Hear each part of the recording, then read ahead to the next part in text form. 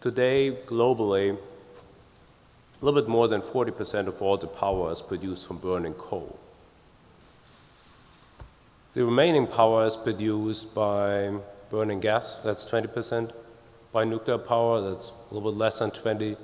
The rest is renewables, but most of the renewables are hydropower.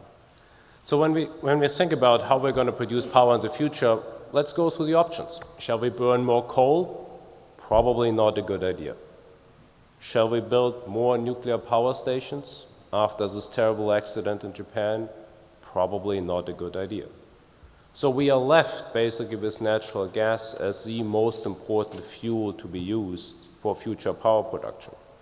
Then we have to look at availability, simply availability from a geology perspective, but also availability from a political perspective.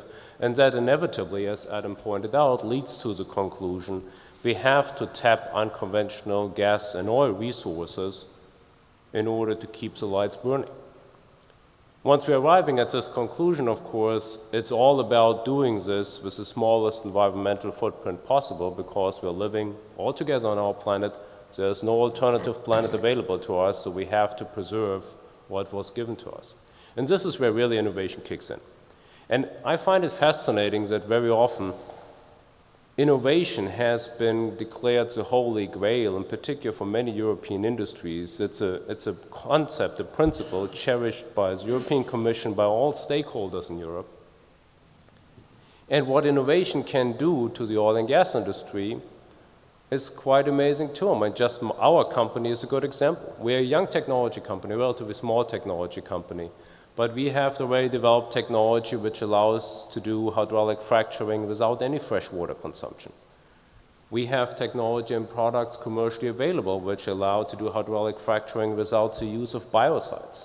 And this accomplishment comes from just one company.